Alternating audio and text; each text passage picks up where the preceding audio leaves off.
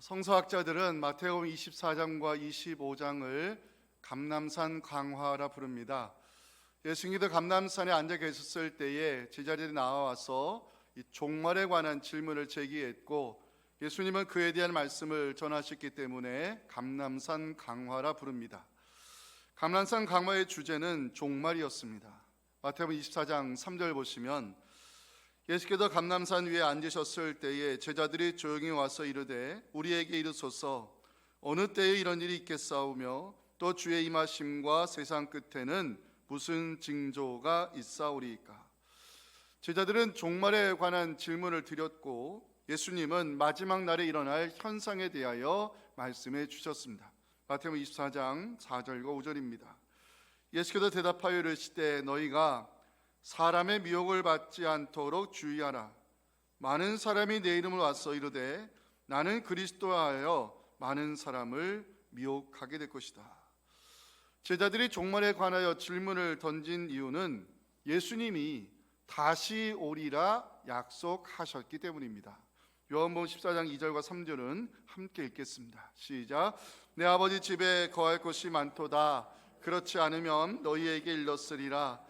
내가 너희를 위하여 거처를 예비하러 가노니 가서 너희를 위하여 거처를 예비하면 내가 다시 와서 너희를 내게로 영접하여 나 있는 곳에 너희도 있게 하리라. 아멘. 문제는 예수님의 재림이 언제 임하느냐, 종말의 시기가 문제가 될 것입니다. 제자들은 그게 궁금했던 것입니다. 예수님은 종말의 시기에 대하여 비밀에 감추어졌다고 말씀하셨습니다. 마태복음 24장 36절 보시면 그러나 그날과 그때는 아무도 모르나니 하늘의 천사들도 아들도 모르고 오직 아버지만 아시느니라. 예수님은 감람산 강화에서 두 가지를 강조하셨습니다. 깨어 있으라, 준비하고 있으라는 말씀을 선포하셨는데 주님의 오심을 기다리는 우리에게도 해당되는 말씀입니다. 마태복음 24장 42, 44절 함께 읽겠습니다. 시작. 그러므로 깨어 있으라. 어느 날에 너희 주가 임할는지 너희가 알지 못함이니라. 이러므로 너희도 준비하고 있으라. 생각하지 않은 때에 인자가 오리라. 아멘. 문제는 재림의 주로 다시 오시는 예수님을 맞이하기 위해 우리는 어떻게 깨어 있어야 되고 어떻게 준비해야 하는지, 이에 대한 답을 주시는 것이 오늘 함께 살펴볼 열처녀 비유에 대한 말씀입니다. 오늘 본문은 천국이 마치 이와 같다는 말씀으로 시작을 합니다. 1절 보시면 그때 천국은 마치 등을 들고 신랑을 맞으러 나간 열처녀와 같다. 자, 본문의 주제 열처녀가 아닙니다. 본문의 주제는 천국이 이와 같다는 것입니다. 천국의 도래에 대한 문제입니다. 기억하실 것은 마태복음에서 중요한 핵심 가치가 있는데 하나님의 나라, 즉 천국입니다. 예수님은 천국이 이와 같다 가르치기 위해서 열처녀 비유를 말씀하셨습니다. 본문을 우리가 깊이 있게 이해하기 위해서는요, 그 당시 유대인들의 결혼 풍습에 대하여 잠깐 살펴볼 필요가 있습니다.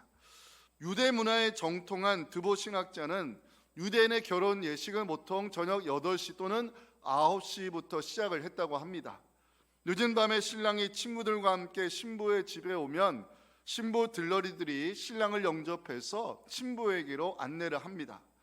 신랑은 신부를 데리고 신랑의 집으로 가서 결혼 예식을 치르게 되는데 그 결혼 예식이 보통 7일, 길면 2주까지 잔치가 열렸다고 합니다. 중요한 것은 신랑이 언제 올지 모르기 때문에 신부 들러리들은 등을 준비해야 됐고 충분한 기름이 필요했습니다. 오늘 본문에는 기름을 준비한 슬기로운 자들과 기름을 준비하지 못한 미련한 자들이 등장을 합니다. 3절과 4절인데요. 미련한 자들은 등을 가지되 기름을 가지지 아니하고 슬기 있는 자들은 그릇에 기름을 담아 등과 함께 가져갔더니 신랑을 기다리던 열처녀들, 신랑이 더디 오자 잠이 들고야 말았습니다. 근데 밤중에 신랑이 도착했습니다.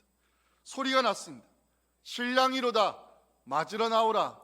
그 소리에 자고 있던 신부 들러리들 일제히 일어나 등을 들고 나갔는데 기름을 준비하지 못한 미련한 자들이 기름을 준비한 슬기로운 자들에게 기름을 나누어 달라 부탁했습니다. 슬기로운 다섯 처녀들 단호히 거절했습니다. 차라리 파는 자들에게 가서 지금 빨리 사오라고 말하는 장면이 9절에 나옵니다. 슬기는 자들이 대답하여 이르되 우리와 너희가 쓰기에 다 부족할까노니 차라리 파는 자들에게 가서 너희 쓸 것을 사라. 문제는 미련한 다섯 처녀가 기름을 사러 간 사이에 기름을 준비한 슬기로운 다섯 처녀들은 신랑과 함께 혼인잔치에 들어갔고 그 혼인잔치의 문이 닫혀버렸습니다. 10절인데요. 그들이 사러 간 사이에 신랑이 오므로 준비하였던 자들은 함께 혼인잔치에 들어가고 문은 닫힌지라. 잔치에 들어가지 못한 미련한 자들은 문을 열어달라고 외쳤지만 신랑 대신 주님은 나는 너희들을 알지 못한다고 말씀하셨습니다. 12절입니다. 대답하여 이르되 진실로 너희에게 이르노니 내가 너희를 알지 못하노라 하였느니라. 저는 이 본문의 말씀을 묵상하면서 세 가지 퀘스천이 좀 생각이 났습니다. 하나, 등과 기름은 도대체 무엇을 의미하는가? 두 번째, 기름을 나누어 주지 않은 이유가 뭐냐? 세 번째, 문이 닫힌 후 그렇게 외쳤는데 주님은 왜 그들을 모른다고 말씀하셨을까? 여기에 우리가 드려야 될 메시지가 있습니다. 첫째 메시지 함께 읽겠습니다. 시작. 주님께서 다시 오시는 날은 분리의 날이 될 것입니다. 종말에 대한 제자들의 질문에 예수님이 답으로 주신 말씀이 바로 열 처녀 비유입니다. 슬기로운 다섯 처녀는 기름을 준비하여 신랑 대신 예수님과 함께 혼인잔치에 들어갔고, 미련한 다섯 처녀는 기름을 준비하지 못해 잔치에 들어가지 못했다는 것이 열 처녀 비유의 주된 내용입니다. 자, 그런데 예수님은 천국이 임하는 날, 세상 종말이 이르는 날, 이런 일이 일어날 것을 가르치기 위해서 열 처녀 비유에 대한 말씀을 전하셨습니다. 1절을 함께 읽겠습니다. 시작. 그때 천국은 마치 등을 들고 신랑을 맞으러 나간 열 처녀와 같다 말씀했습니다. 주님께서 재림의 주로 다시 오시는 날, 하나님의 나라가 완성되는 날, 천국의 문이 열리는 날, 그날에는 어떤 일이 일어날 것이냐? 첫째, 분리되는 현상이 일어날 것입니다. 오늘 본문에 나오는 슬기로운 다섯 처녀와 미련한 다섯 처녀의 운명은요, 기름을 준비했느냐 준비하지 못했느냐로 분리되고 있습니다. 성경은 열 처녀 비유에서 다섯은 미련하고 다섯은 슬기로운 자로 구분을 합니다. 2절 보실까요? 그 중에 다섯은 미련하고 다섯은 슬기 있는 자라. 미련한 자와 슬기 있는 자로 구분되는 기준이 뭐냐? 기름을 준비했느냐 그렇지 못했느냐로 갈라졌습니다. 3절 4절 보시면 미련한 자들은 등을 가지되 기름을 가지지 아니하고 슬기 있는 자들은 그릇에 기름을 담아 등과 함께 가져갔습니다.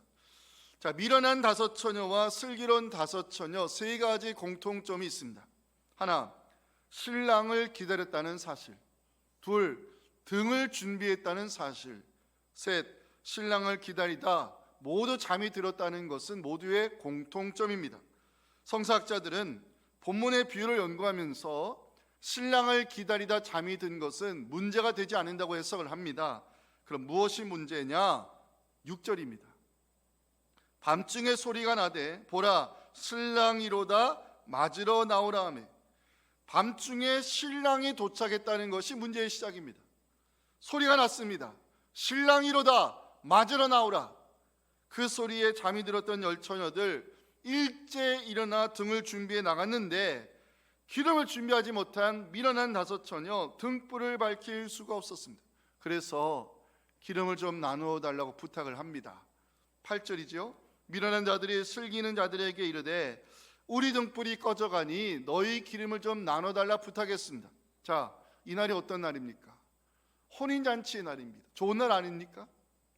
좋은 날인데 기름을 나누어 주어 다 함께 혼인잔치에 들어가 그 혼인잔치의 즐거움을 함께 공유하는 것 좋은 일 아니겠습니까? 그런데 슬기로운 다섯 처녀는요 단호히 거절합니다. 9절입니다. 슬기는 자들이 대답하여 이르되 우리와 너희가 쓰기에 다 부족할까 하노니 차라리 파는 자들에게 가서 너희 쓸 것을 사라. 헬라 성경에 보면요, 여기에 강한 부정을 가리키는 단어가 들어가 있습니다. 절대 줄 수 없다는 뜻입니다. 우리가 가진 것을 나누어 줄 수 없다는 것입니다. 기름을 나누어 주지 않은 이 슬기로운 다섯천은 너무 이기적인 것일까요? 너무 매정한 거 아닌가 이야기할 수 있지만 성경은 기름이 다른 사람에게 나누어 줄 수 있는 성격이 아니라는 것을 가르치고 있습니다. 기름에 대해서만큼은 누구도 다른 사람이 존귀한 것으로 의존할 수 없다는 메시지가 여기에 숨겨져 있는 것입니다. 거기 밀어난 다섯천여 급하게 기름을 사러 갈 수밖에 없었고, 돌아와 보니 신랑은 슬기로운 다섯천여와 함께 혼인잔치에 들어갔고 문은 닫혀버렸습니다. 10절이 중요한 말씀인데 함께 읽겠습니다. 시작. 그들이 사러 간 사이에 신랑이 오므로 준비하였던 자들은 함께 혼인잔치에 들어가고 문은 닫힌지라. 아멘.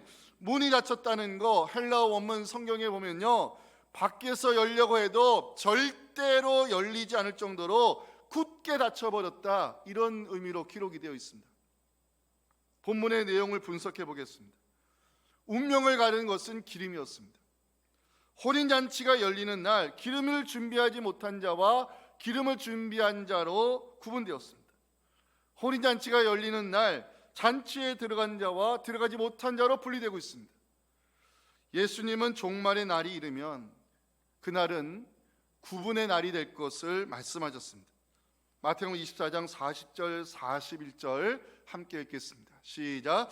그때 두 사람이 밭에 있음에 한 사람은 데려가고 한 사람은 버려둠을 당할 것이요, 두 여자가 맷돌질을 하고 있음에 한 사람은 데려가고 한 사람은 버려둠을 당할 것이니라. 아멘. 예수님은 양과 염소의 비유에서도요, 그날은 분리되는 날이 될 것이라고 강조하셨습니다. 마태복음 25장 31절부터 제가 읽겠습니다. 인자가 자기 영광으로 모든 천사와 함께 올 때에 자기 영광의 보좌에 앉으리니 모든 민족을 그 앞에 모으고 각각 구분하기를, 목자가 양과 염소를 구분한 것 같이 하여 양은 그 오른편에 염소는 왼편에 두리라. 저는 여기서 질문을 던져보았습니다. 주님께서 심판의 주로 다시 오시는 날, 그날은 왜 분리되는 날, 구분되는 날이 되느냐? 준비성을 강조하기 위해서였습니다. 예수님께서 천국은 이와 같다 말씀하시면서 열천의 비유에 대해서 말씀하시면요, 천국은 준비된 자가 들어갈 수 있다는 진리를 가르치기 위함입니다. 요한계시록은 마지막 날에 어린 양의 혼인잔치가 열릴 것을 증거하고 있습니다. 19장 7절 함께 읽겠습니다. 시작. 우리가 즐거워하고 크게 기뻐하며 그에게 영광을 돌리세. 어린 양의 혼인기약이 이르렀고 그의 아내가 자신을 준비하였으므로, 여기서 중요한 단어는 준비하다는 단어입니다. 사도 요한은 계시록을 기록하면서 어린 양의 혼인잔치에 청함을 받은 자가 복이 있다는 말씀을 남겨놓았습니다. 요한계시록 19장 9절입니다. 천사가 내게 말하기를 기록하라. 어린 양의 혼인잔치에 청함을 받은 자들은 복이 있도다 하고, 또 내게 말하되 이것은 하나님의 참되신 말씀이라기로. 종말의 날이 이르면 그 날은 구분되는 날이 될 것입니다. 청함을 받은 자와 청함을 받지 못한 자, 기름을 준비한 자와 준비하지 못한 자, 데려감을 당하는 자와 버려둠을 당하는 자로 분리되는 날, 그날이 바로 신랑 되신 예수님께서 다시 오시는 종말의 날입니다. 사랑하는 성도 여러분, 그래서 말씀을 선포합니다. 영적으로 깨어 있으시기 바랍니다. 어느 날에 주가 임하는지 아무도 모르기 때문입니다. 사도 베드로는 주의 날이 도둑같이 올 것이라고 베드로후서 3장 10절 말씀을 기록해 놓았습니다. 함께 읽어볼까요? 그러나 주의 날이 도둑같이 오리니 풀어지고 땅과 그 중에 있는 모든 일이 드러나리로다. 아멘. 사랑하는 성도 여러분, 그래서 말씀을 선포합니다. 주님의 오심을 사모하며 준비하시기 바랍니다. 그날은 청함을 받은 자와 청함을 받지 못한 자, 준비된 자와 준비되지 못한 자, 데려감을 당하는 자와 버려둠을 당하는 자로 분리되는 날이 될 것을 기억하시고, 각자의 믿음의 등불을 들고 신랑 되신 주님을 영광스럽게 맞이하는 우리 모두가 될 수 있기를 간절히 소망합니다. 그날은 어떤 날이 될 것인가? 두 번째, 그날은 다치는 날이 될 것입니다. 밤중에 신랑이 도착했을 때 기름을 준비하지 못한 미련한 다섯 처녀는 난리가 났습니다. 기름을 준비한 슬기로운 다섯 처녀에게 기름을 달라 부탁했지만 돌아온 대답은 절대로 그럴 수 없다는 말이었습니다. 문제는 급하게 기름을 사가지고 돌아왔지만 혼인잔치의 문은 닫혀버렸습니다. 10절 중요한 말씀입니다. 함께 읽어볼까요? 그들이 서러간 사이에 신랑이 오므로 준비하였던 자들은 함께 혼인잔치에 들어가고 문은 닫혀버렸습니다. 자, 문이 닫혔다는 거, 기회가 있었다는 것을 의미합니다. 노아 홍수 때에도요, 방주의 문이 닫히기 전까지는 들어갈 기회가 있었습니다. 하지만 세상 사람들 문이 닫히기 전까지 자기들이 하고 싶은 대로 살았다고 마태복음 24장 38절 39절은 그들의 행태를 고발합니다. 홍수 전에 노아가 방주에 들어가던 날까지 사람들이 먹고 마시고 장가들고 시집가고 있으면서 홍수가 나서 그들을 다 멸하기까지 깨닫지 못하였으니 인자의 임함도 이와 같으리라. 홍수의 심판이 있기까지 방주의 문은 닫히지 않았습니다. 하지만 하나님의 심판이 시작됐을 때 한 번 닫힌 방주의 문은 다시 열리지 않았습니다. 기름을 준비하지 못한 미련한 다섯 처녀들, 혼인잔치의 문이 닫혀버렸을 때 그 문은 다시 열리지 않았습니다. 주님께서 이 세상에 재림하시는 날, 그날은 문이 닫히는 날입니다. 사람들은 이야기하지요. 왜 예수님의 재림이 지연되고 있는가? 그 질문을 저한테 주신다면 저는 두 가지로 대답을 합니다. 하나는 하나님의 참으심 때문입니다. 베드로후서 3장 9절 유명한 말씀이죠. 함께 읽겠습니다. 주의 약속은 어떤 이들이 더디다고 생각하는 것 같이 더딘 것이 아니라 오직 주께서는 너를 대하여 오래 참으사 아무도 멸망하지 아니하고 다 회개하기에 이르기를 원하시느니라. 아멘. 주님의 재림이 지연되는 또 하나의 이유가 있습니다. 아직도 복음을 듣지 못한 사람들이 있기 때문에 그렇습니다. 마태복음 24장 14절 보시면 이 천국 복음이 모든 민족에게 증언되기 위하여 온 세상에 전파되리니 그제야 끝이 오리라. 그런데 세상에는 예수님의 재림이 지연되는 것을 보면서 함부로 조롱하는 사람들이 있다는 것입니다. 베드로서 3장 3절 4절 보시면 먼저 이것을 알지니 말세에 조롱하는 자들이 와서 자기의 정력을 따라 행하며 조롱하여 이르되 주께서 강림하신다는 약속이 어디 있느냐? 조상들이 잔 후로부터 만물이 처음 창조될 때와 같이 그냥 있다고 함부로 입을 놀립니다. 사랑하는 대치동교회 가족 여러분, 주님께서 오시는 날은요, 그날은 문이 닫히는 날입니다. 한 번 닫힌 문은 다시 열리지 않습니다. 회개는 기회가 주어질 때 가능한 것입니다. 문은 열려 있을 때 들어갈 기회가 있는 것이지, 주님 오시는 날, 그날은 구원의 문이 다시는 열리지 않은 닫히는 날이 될 것입니다. 제가 언젠가 공항에서 황당한 이 장면을 목격한 적이 있습니다.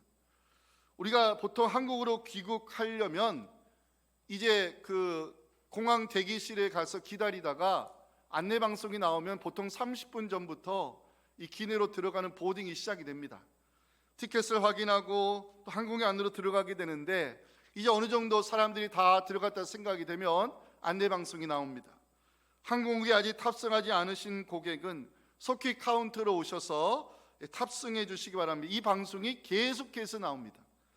그럼에도 아직 수속을 마치지 않은 고객이 있으면 그때부터 이제 직원들이 뛰어다니기 시작하면서 그 탑승하지 않은 승객의 이름을 부르기 시작합니다. 항공기 출발 마지막 시간이 되면 파이널 콜이 이제 방송이 됩니다. 이제 조금 후면 탑승 수속이 마감되어 오니 아직 탑승하지 않으신 고객은 신속히 카운터로 오시기 바랍니다. 파이널 콜이 울립니다. 시간이 되어 탑승 수속이 마감이 되었는데요, 한 구석에서 사람이 자고 있었습니다. 항공사 직원이 깨어서 혹시 이름이 뭐라고 물으니 맞다고 하면서 그 사람을 데리고 카운터로 뛰었는데 제가 그 결과가 궁금해서 같이 뛰었습니다. 잠에서 깨어난 그 사람 항공사 친구가 함께 정말 빛의 속도로 달려갔는데 카운터에서 입국 수속을 거절했고 그리고 결국 비행기에 들어가지 못했습니다. 저는 그런 장면을 처음 봐서 탑승 수속 마감이 됐는데 못 들어가면 정말 어떻게 되느냐 끝까지 지켜봤습니다. 한 10분 있다가 항공사 직원이 나와서 탑승할 수 없다는 X자를 표시했고 직원은 그 사람을 결국 그 밖으로 끌고 나가는 장면을 제가 보게 되었습니다. 주님 오시는 날, 그날은 문이 닫히는 날이 될 것이고요, 한 번 닫힌 구원의 문은 더 이상 열리지 않을 것입니다. 사랑하는 성도 여러분, 주님 오시는 날은 분리의 날이 될 것입니다. 어린 양의 잔치에 청함을 받은 자와 청함을 받지 못한 자, 기름을 준비한 자와 준비하지 못한 자, 데려감을 당하는 자와 버려둠을 당하는 자로 구분될 것입니다. 주님 오시는 날은 닫히는 날이 될 것입니다. 구원의 문 열려 있을 때 기회가 있는 것이지, 주님께서 재림의지로 오시는 날 천국의 문은 다시는 열리지 않는 닫히는 날이 될 것입니다. 왜 한 번 닫힌 문은 다시 열리지 않는 것일까요? 이사야 선지자가 기록한 말씀에서 우리는 그 이유를 찾을 수 있습니다. 이사야 22장 22절을 다 함께 읽겠습니다. 시작. 내가 또 다윗의 집의 열쇠를 그의 어깨에 주리니 그가 열면 닫을 자가 없겠고 닫으면 열 자가 없으리라. 아멘. 우리 가족들 중에, 우리 주변들 중에 아직도 준비되지 못한 자들이 있습니다. 아직도 천국잔치에 청함을 받지 못한 자들이 있다는 것입니다. 다음 주부터 우리는 새생명 축제를 위해서 그 전도 대상자들의 이름을, 복음을 드려야 될 그들의 이름을 하나님께 올려드리는 시간을 가지게 될 것입니다. 우리가 올려드리는 그 이름을 하나님이 기억하시고 그 이름을 하나님이 불러주시면 구원이 시작될 것입니다. 저는 이걸 믿습니다. 그 믿음으로 여러분들 가슴에 품은 이 전도 대상자들이 이번 새생명 축제를 통해서 복음을 듣고 예수 그리스도를 영접하는 놀라운 구원의 은혜가 임하기를 주님의 이름으로 축원합니다. 자, 마지막 메시지 함께 읽겠습니다. 시작. 성도는 주님 오시는 날까지 옳은 행실로 책임 있는 삶을 살아야 합니다. 자, 한 번 더 읽어봅니다. 시작. 성도는 주님 오시는 날까지 옳은 행실로 책임 있는 삶을 살아야 합니다. 자, 오늘 본문에 운명을 가르는 것이 있습니다. 슬기로운 자들과 미련한 자들, 혼인잔치에 들어간 자와 들어가지 못한 자, 그 운명을 결정짓는 것이 바로 기름입니다. 성사학자들은 열천에 나오는 비유에 나오는 기름을 해석하려고 많은 노력을 했습니다. 어떤 신학자는 기름은 믿음을 가리킨다. 어떤 신학자는 기름은 성도의 선한 행실이다. 어떤 주석가는 기름은 성령을 상징한다 이야기를 합니다. 자, 본문에 나오는 등과 기름을 살펴보도록 하겠습니다. 미련한 다섯 처녀와 슬기로운 다섯 처녀가 공통적으로 준비한 것이 있습니다. 그건 바로 등이었습니다. 이건 모두 다 준비했습니다. 그런데 운명을 가린 것은 기름이었습니다. 기름은 무엇을 가리키는 것일까? 자, 이에 대한 답을 찾기 위해서는요, 마태복음 25장에는요 세 가지 비유가 등장합니다. 제가 아까 마태복음 24장과 25장을 감람산 강화라고 설명을 드렸죠. 감람산 강화의 주제는 종말입니다. 그 종말의 시기에 일어날 현상에 대해서 예수님 마태복음 24장에서 말씀하셨고, 이 종말에 대한 강화의 마무리로서 예수님이 가르치신 비유가 바로 열처녀 비유, 달란트 비유, 그리고 양과 염소의 비유, 이 세 가지 비유 모두 종말에 관한 가르침을 우리에게 주는 중요한 교훈입니다. 여기서 우리가 이 기름이 무엇인가를 추적해 가도록 하겠습니다. 자, 운명을 가린 것이 기름인데, 자, 이 열처녀 다음에 나오는 비유, 달란트와 양과 염소의 비유에서 기름에 대한 답을 찾겠습니다. 달란트 비유에서요, 예수님이 강조하신 것은 신실한 청지기의 삶입니다. 마태복음 25장 19절부터 보시면, 오랜 후에 그 종들의 주인이 돌아와서 그들과 결산을 합니다. 5달란트 받았던 자는 5달란트를 더 가지고 와서 이르되, 주인이여 내게 5달란트를 주셨는데 보소서 내가 또 5달란트를 남겼나이다. 그 주인이 이르되, 잘하였도다 착하고 충성된 종아, 네가 적은 일에 충성하였음에 내가 많은 것을 내게 맡기리니 내 주인의 즐거움에 참여할지어다. 달란트 비유 다음으로 등장하는 양과 염소의 비유에서는요, 작은 자에게 행하였던 의인의 선한 행실을 칭찬하셨습니다. 마태복음 25장 34절부터 보시면, 그때 임금이 그 오른편에 있는 자들에게 이르시되 내 아버지께 복받을 자들이여 나와 창세로부터 너를 위하여 예비된 나라를 상속받으라. 내가 줄일 때에 너희가 먹을 것을 주었고 목마를 때에 마시게 하였고 나그네 되었을 때에 영접하였고 헐벗었을 때에 옷을 입혔고 병들었을 때에 돌보았고 옥에 갇혔을 때에 와서 보았느니라. 의인들이 물었습니다. 우리들이 언제 그렇게 했습니까? 물으니 예수님은 마태복음 25장 40절의 말씀을 들려주셨습니다. 함께 읽겠습니다. 시작. 임금이 대답하여 이르시되 내가 진실로 너희에게 이르노니 너희가 여기 내 형제 중에 지극히 작은 자 하나에게 한 것이 곧 내게 한 것이니라 하시고 아멘. 감람산 강화가 마무리되는 마태복음 25장에는요 세 가지 비유가 등장합니다. 열처녀 비유, 달란트 비유, 양과 염소의 비유. 자, 특별히 열처녀 비유에서요 운명을 가른 것이 등이 아니라 기름이었습니다. 달란트 비유에서는 충성스러운 청지기의 삶을 강조하셨습니다. 양과 염소의 비유에서는 지극히 작은 자를 섬겼던 의인의 선한 행실을 칭찬하셨습니다. 본문에 나오는 등과 기름을 우리가 어떻게 해석해야 할까요? 등은 형태가 있지만 기름은 형태가 없는 실체입니다. 등을 믿음이라고 해석한다면 이 믿음의 프레임 안에 반드시 채워져야 할 것이 있는데 성도의 옳은 행실입니다. 믿음이라고는 등은 있는데 그 안에 성도의 옳은 행실이 없고 성도의 행함이 없는 믿음의 등은 아무런 의미가 없습니다. 예수님께서 열처녀 비유에서 등과 기름의 준비를 강조하신 후에 곧이어 달란트와 양과 염소의 비유를 말씀하신 이유는 믿음이라고 하는 등이 준비되었다면 그 믿음의 등에 성도의 옳은 행실이 채워야 됨을 가르치기 위해서입니다. 기름은 주님의 오심을 기다리는 성도의 옳은 행실이요 책임 있는 삶입니다. 예수님은 주여 주여 하는 자마다 천국에 들어갈 것이 아니라 하늘에 계신 내 아버지의 뜻대로 행하는 자가 천국에 들어갈 것이라 말씀했습니다. 주님의 오심을 사모하며 기다리는 우리가 반드시 입어야 될 옷이 있습니다. 그 옷은 바로 우리가 준비해야 될 기름입니다. 요한계시록 19장 8절 함께 읽고 오늘 설교 마치도록 하겠습니다. 시작. 그에게 빛나고 깨끗한 세마포 옷을 입도록 허락하셨으니 이 세마포 옷은 성도들의 옳은 행실이로다 하더라. 아멘.